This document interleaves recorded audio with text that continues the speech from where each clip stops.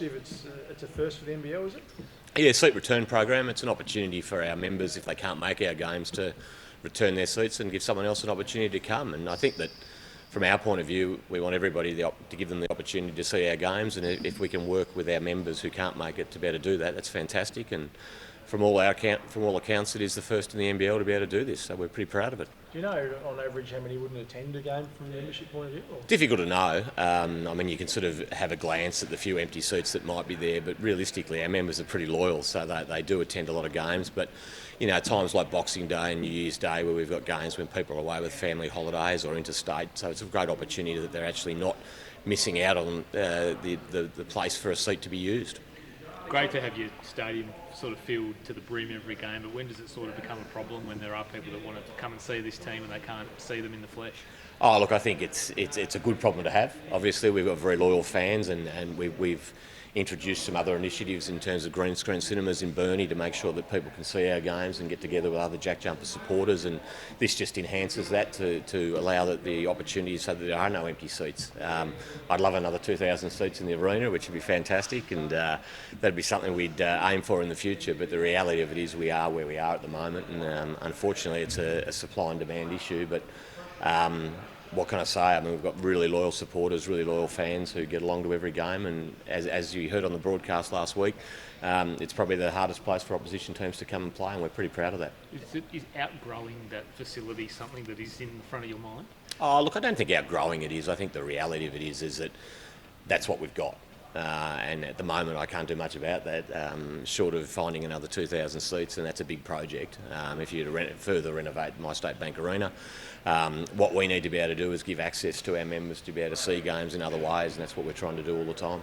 It mentioned that if they can't make the game and they give their tickets back, they get sort of a credit towards next season. Can you run us through how that works? Yeah, that's right. If you put your seat return forward 48 hours before the game, and if that seat is on sold by a Ticketek, you'll get a credit, and you'll get that for the next season. So that you'll get essentially the ability to use that seat at a discount the next year in terms of a credit. So I think it's a great initiative, and those credits will be put in place at the end of December and at the end of the season, depending on how many of the seats have been returned. Is that as simple as if you resell it for $50, that then brings $50 off their membership the next season? No, it's a credit for the seat for the next season.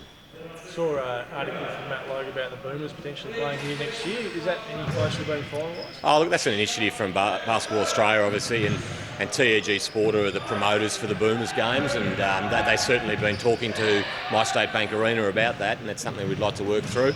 There's nothing in stone yet, but I think from our point of view, if we could get the Boomers in Tasmania, I don't believe they've played here for a long time in terms of an actual World Cup qualifier, an official game.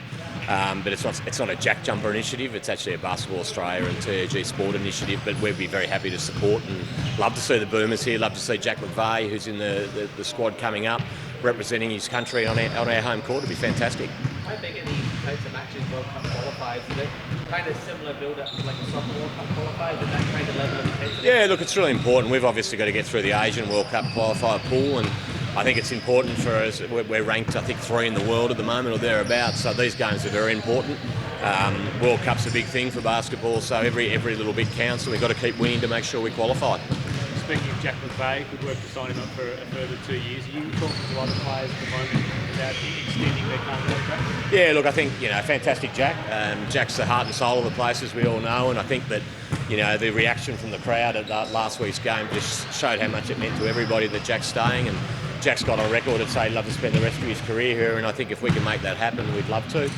In terms of other players, we're always talking to them. We've got a number of players out of contract at the end of this year, and this group's so tightly knit that we'll do whatever we possibly can to keep this group together. Early indications of whether or not you see some of those guys extend? We'd like to make sure that we do get a few of those done before the end of the year, absolutely. Do you think you could build that? A lot of talk about like Geelong winning the Premiership, a lot of them sacrifice, getting more money because they enjoyed the culture. Is that something you're trying to build here? Well, maybe you don't get paid as market value, but you're building something here. Is that something you're trying to instill? Yeah, absolutely. I mean, it's a competitive landscape. I guess the difference between the AFL and the NBL is there's only 10 teams and effectively only 11 spots at each team, and it is a professional sport and people have got to make as much money as they can, but we'd like to think that the added benefits of being part of this culture is that our players are reasonable around their salaries and those sort of things. We're burdened by a salary cap, as everybody knows, and I think it's important that we'll do whatever we can to keep our players in market here. That's not always going to be the case. You've got to be realistic about it. If an opportunity arose for one of our players to double their money elsewhere, it would be unrealistic for us to actually hold them back because that's their career and that's their livelihood. But I would like to think that the value that we give back in terms of as a club, how we look after the players, would be an incentive for them to stay based on whatever we can offer them. There's been a discussion around salary caps and transparency and numbers being public. Are you in the for or against camp of player payments being public? Look, Chris, to be honest, I hadn't really thought about it. Obviously read the article. I was quite amused by certain players where their ranking was in that article. It certainly was news to me how much one of our players got paid last year. But the reality of it is these things will happen. We have to declare the contracts to the NBL. Is it good or bad? Look, I'm probably on the fence on it a little bit. Do you want your wage disclosed to the general public? I'm not sure. And the reality of it is it's out there. I think that, the feedback is always a difficult one because certain people will love it. We get the information at the end of every season of what all the players in the league get paid so that we can make decisions on recruiting and whether that's made public. And I think it's more a discussion with the Players Association for them to make that decision. Scott mentioned you guys becoming a destination club. Do you agree with that? Do you expect more players to really start wanting to come down here moving forward? Oh, I think so. I think we want to be that. We've said that from the start, that we want people to want to be here, to be a destination. They want to come and play basketball, fit into this culture and fit in with this group. So just anecdotally, recruitment time last year compared to the very first year, we didn't have to explain what we were going to do down here. People actually wanted to come here and we had imports seek us out. We had other players around the NBL who are free agencies about wanting to come here, and I think the best thing we've got and the best salespeople we've got are our own players. They all talk around the league, and even John Riley on Saturday night, people might have seen the interaction with Scott at the end of the game. He was saying, wow, look what you've done here. This is a hard place to come and play, and he was actually complimenting what it was and what My State Bank Arena is and the culture of our guys and how hard they work to actually play for their fans and win for their fans. Thank you, mate. Cool. Thanks, mate. Thanks all. Thank you.